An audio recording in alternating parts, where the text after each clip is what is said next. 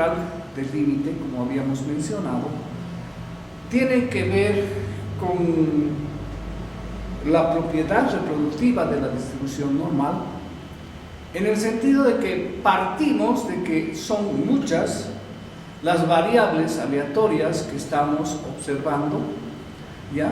Y estas variables son independientes y además son del mismo tipo de distribución de probabilidad.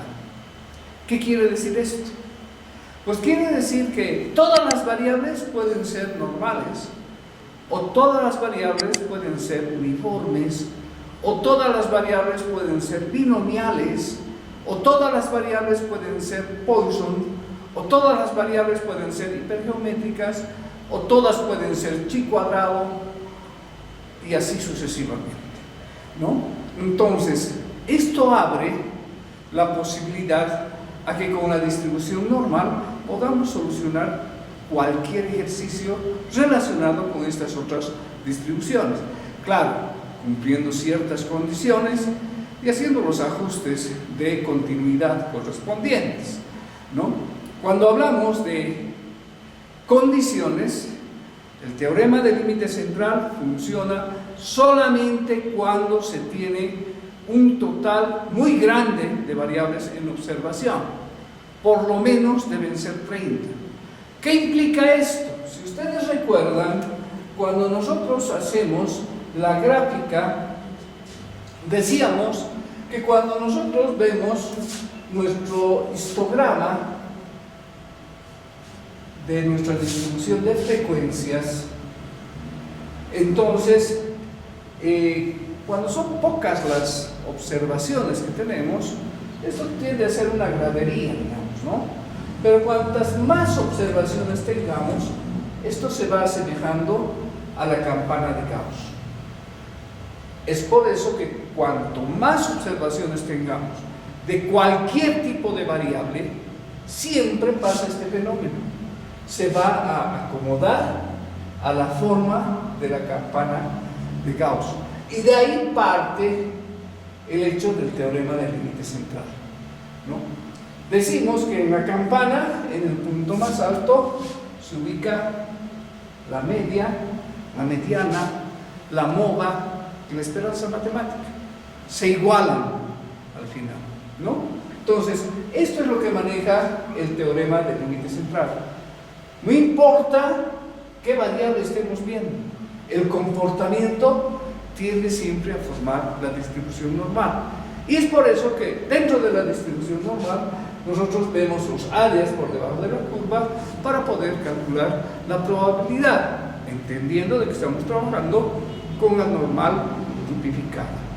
Entonces, con estos antecedentes podemos ver ya la diapositiva, ¿no?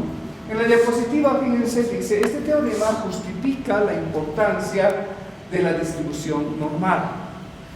Y si tenemos muchas variables desde x1 hasta xn, una sucesión de variables aleatorias independientes y del mismo tipo de distribución, cuya esperanza matemática tenga cada una, es decir, como en la propiedad reproductiva de la distribución normal, es decir, cada una de estas xy tiene su propia esperanza matemática y su propia varianza. En este caso estamos hablando de, nuevamente, la distribución normal, que tiene esas características, ¿no? Dos características que identifican la distribución normal, y son justamente la media y la varianza, o la media y la desviación estándar. Entonces estamos hablando de muchas variables aleatorias normales. Y si a estas variables aleatorias normales, que son n, le aplicamos una función lineal, en este caso una suma, hemos visto que podemos calcular la probabilidad en base a que calculamos una z de n, y esta n significa cuántas variables estamos sumalizando, es decir, que corresponden hasta y la variable xy sería una sumatoria.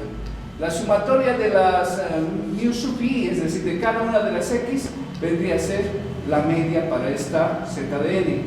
Y la desviación estándar sería la sumatoria de las varianzas sacándole la raíz cuadrada para que se transforme en desviación estándar. Eso es lo que acabamos de hacer en el anterior ejercicio. Si ustedes han visto, hemos sumado las medias, hemos sumado las varianzas, le hemos sacado la raíz cuadrada a la varianza y nos han dado un valor 0 para que nosotros hagamos este cálculo.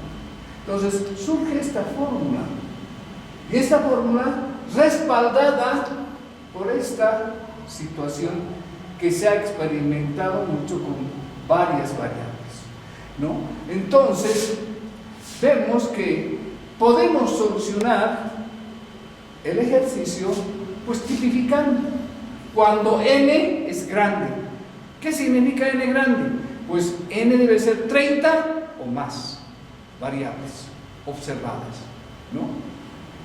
En ese caso podemos identificar la probabilidad acumulada en estas θ de z. ¿Cuáles son las condiciones que se deben cumplir para que funcione el teorema del límite central? Pues son, primero, los términos x y tomados individualmente contribuyen con una cantidad despreciable a la variación de la suma. ¿Qué quiere decir? Si yo sumaba 3 variables, que cada una valga 2, y en sus medias solamente, 2 más 2, 4 más 2, 6, ¿verdad? Pero si yo dijera, quitara, de esos 6, una de esas variables, el valor total se vuelve 4 y disminuye en una tercera parte la adición. Pero si son 30 variables que valen 2, es como decir 2 por 30, 60. Y ese 60, quítenle 2, pues se queda en 58. Es como si le hubiéramos quitado un pelo al gato, ¿no es cierto? Un 30avo de cambio que está existiendo. Entonces, eso es lo que nos explican aquí. Nos dicen, debe ser una cantidad grande, y si yo quito una de las variables, no debe notarse casi una influencia sobre la suma total. Observe que las variables y sub n, que son la sumatoria de las x y, pueden ser aproximadas por una variable aleatoria distribuida normalmente. Y esto es importante, cualquiera sea la distribución de las x y. Y eso era lo que les hablaba hace un momento.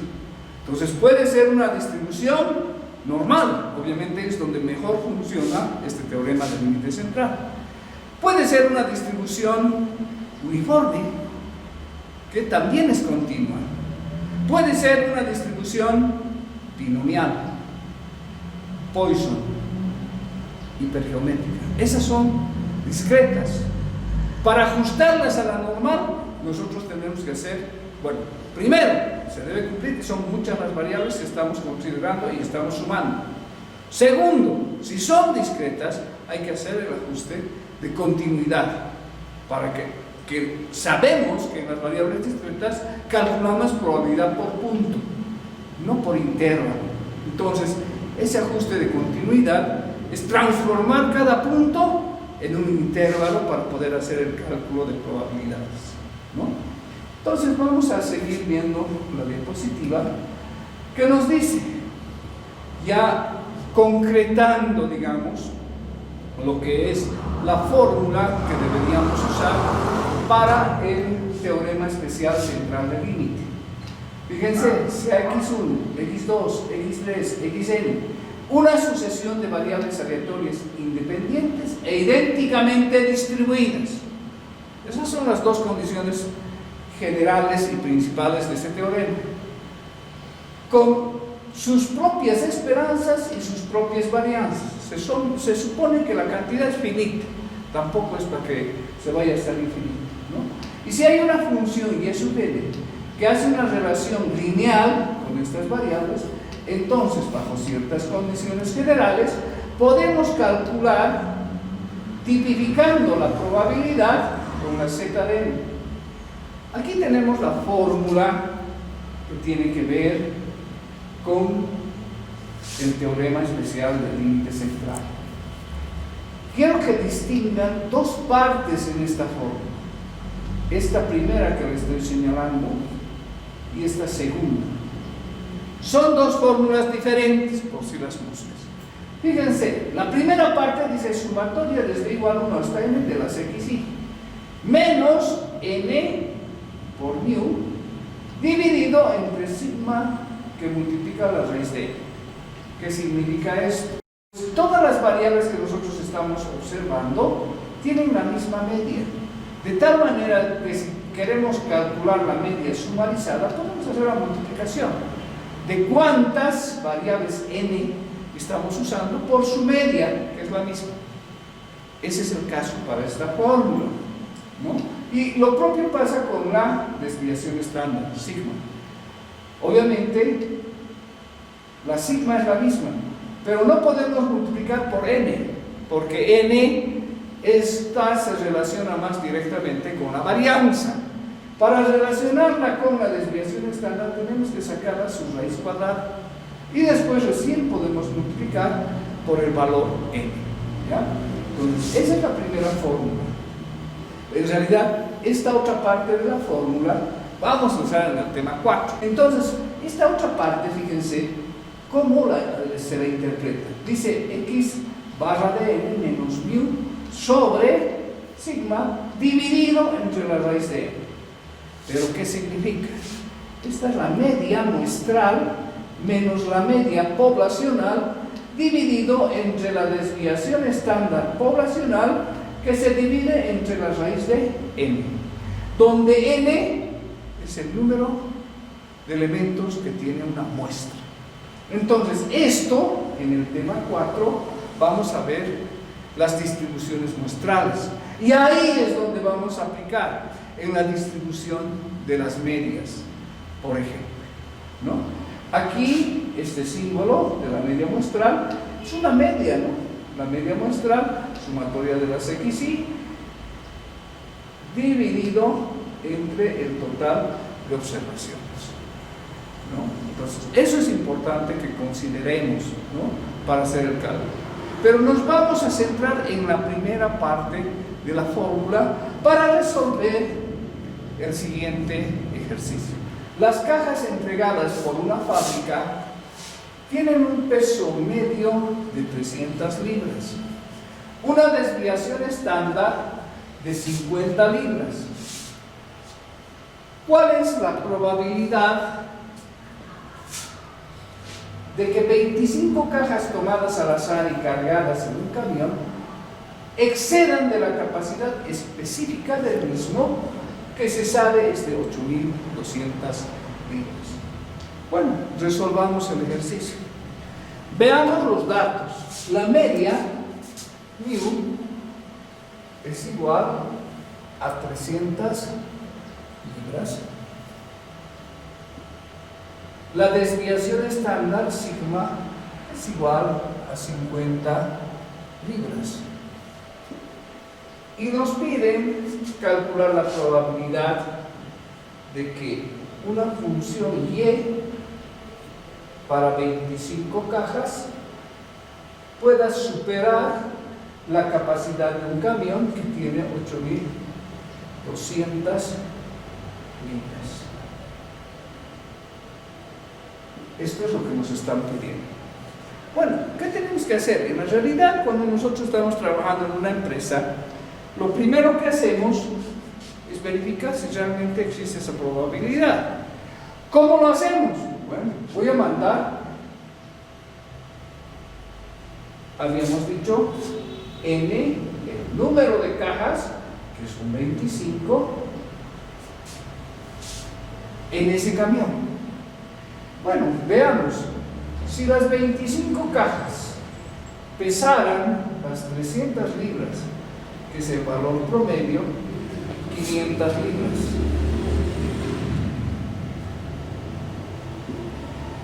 Peso que el camión lo lleva feliz, no hay mayor problema. ¿Qué nos dice la desviación estándar? Pues que hay cajas que pesan más de 300 libras, es decir, puede que estén pesando 350 libras o puede que estén pesando menos 50 libras, es decir, 250 libras. Y son 25 las cajas que yo voy a mandar. Entonces, si nosotros hacemos las relaciones, diríamos que 25 se multiplique por 250. Y esto nos da un total de 6.250. Y eso creo que el camión lo lleva hasta sonriendo, podríamos decir, porque no llega a cubrir su peso. Sin embargo, si las 25 cajas pesaran las 350 libras, ahí el peso total sería de 8.750 libras. Y este peso pues dejaría al camión con sus muelles planos, es decir, no podría llevar. Con esto me estoy asegurando de que existe la probabilidad de que el peso de las 25 cajas pueda superar la capacidad del camión. Entonces sí puedo empezar a calcular esa probabilidad. Entonces, para eso manejamos la función del teorema del límite central, que nos dice que es esta variable x, que en realidad la podríamos nombrar mejor y, ¿no es cierto?, menos n por mu sobre la desviación estándar, que multiplica la raíz cuadrada de n, para poder tipificar el valor. ¿Qué valor vamos a tipificar? Pues el de 8.200, esa es la sumatoria en y. Entonces esto sería igual a 8.200 menos n por mu, que tenemos aquí, es 7.500. Y eso dividido entre sigma, que viene a ser 50, que multiplica la raíz de 25.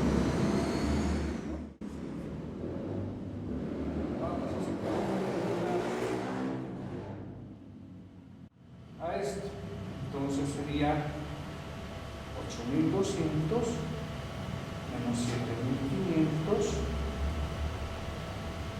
y eso nos da 700, que dividiría la raíz de 25 es 5, 5 por 5, 25, sería 250. Simplificando esto sería 70 entre 25, ¿no? Y eso nos da 14 sobre 5, es igual a 2.8. Ese sería el valor de tipificación, ¿no? Entonces yo tengo que encontrar el tita de 2.8 en una de las tablas de la distribución normal. Pero para ubicarme, siempre es recomendable graficar la campanita de Gauss, ubicar en el punto más alto, ahora sí la media, obviamente grande, ¿no?, que es 7.500, y ver el valor que estoy buscando, que es 8.200, más o menos debe ser por aquí, digamos 8.200, y estamos diciendo que se supere esta capacidad, que estaría más o menos por aquí. Esto en valores z se vuelve 0 y esto se ha vuelto 2.8, más o menos ya cercano hacia el 3, ¿no? Por eso lo hemos graficado de esta manera. Ese es el área que yo necesito conocer. Entonces voy a buscar en la tabla, podría ser de la media al punto o de menos infinito al punto. Prefiero usar la de la media al punto, de tal manera que la probabilidad de que y sea mayor a 8.200, yo ya sabría que sería 0.50 menos lo que encuentre como probabilidad tita de 2.8, ¿no? Y ahorita vamos a ver el tabla nuevamente en las diapositivas. 2.8 está 2.5. Vamos a tener que bajar hasta hasta 2.8. Como es 2.80, esto es 0.49.744. Entonces, este es el valor del tic-tac en esa tabla de la media al punto. Sería 0.49.744. Y esto es lo que sé que hay que restarle al 0,5, es decir, menos 0.49.744. El valor que sale lo vamos a tener en un gris.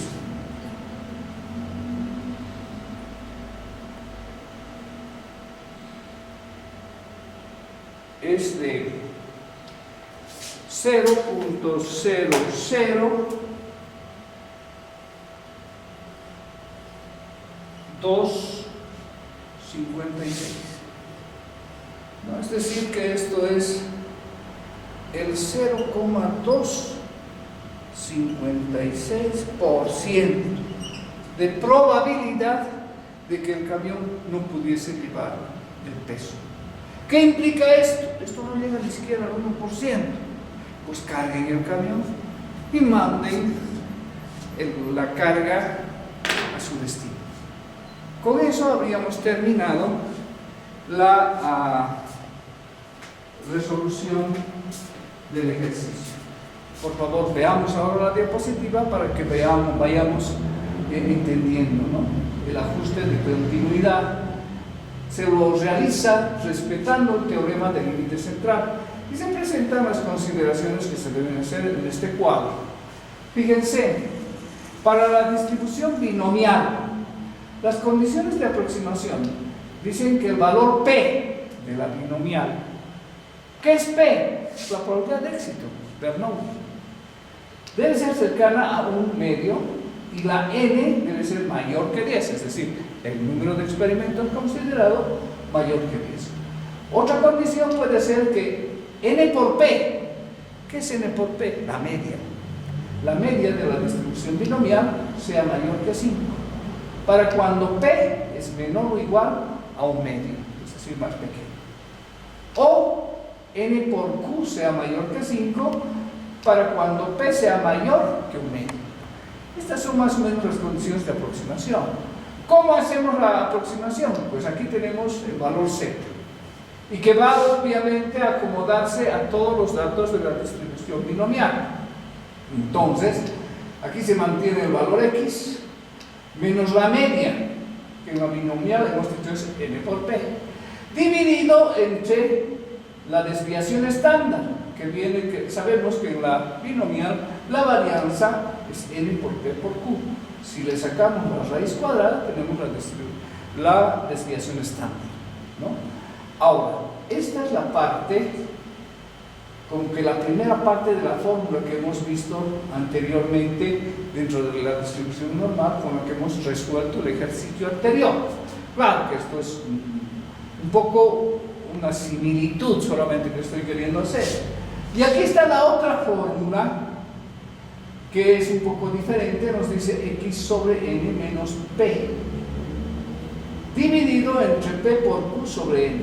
¿Cuándo se utiliza esta fórmula? En la distribución muestral de la proporción. Entonces, esta es una proporción promedio de la población. Esta es la desviación estándar poblacional, ¿no? Ahora, el ajuste de continuidad, fíjense, las probabilidades en la binomial son de este formato, X igual que X. ¿Qué tenemos que hacer para volverlo un intervalo? Fíjense, es X menos un medio y X más un medio. Entonces, si el valor fuera 1, pues réstenle 0,5. El límite inferior es 0,5. Y el límite superior es 1,5, su medio. Entonces, ahí tenemos el intervalo. Y para calcular los valores θ, es decir, de probabilidad, límite superior menos límite inferior. Y tenemos la probabilidad buscada. Vamos a Poisson. En Poisson tenemos también muchas variables que son Poisson. son independientes, son de Poisson. Cada una debe tener como parámetro a lambda. Sabemos que lambda es la media y también es la varianza. Entonces el parámetro, como son n las variables, sería n por lambda, dentro de la fórmula del teorema del límite central. Entonces aquí estamos viendo ya la fórmula del teorema del límite central, la doble fórmula.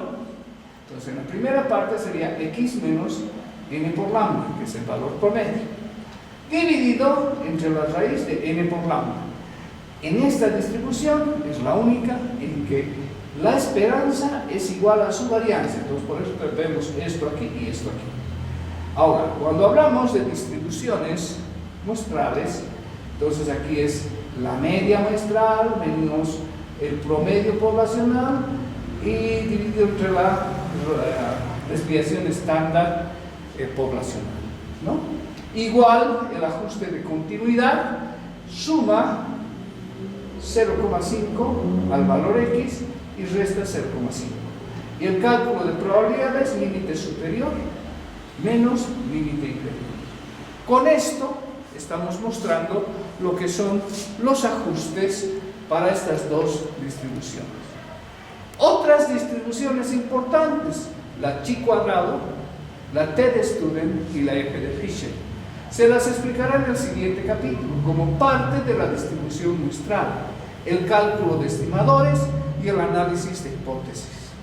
Estas distribuciones tienen su mejor aporte al proceso de generación de intervalos de confianza en muestras menores a 30 observaciones, por ejemplo la t de Student, y en pruebas de hipótesis. Son de uso más específico estadístico dentro de las distribuciones muestrales como en las pruebas de hipótesis, ¿no? Con esto estaríamos cerrando el tema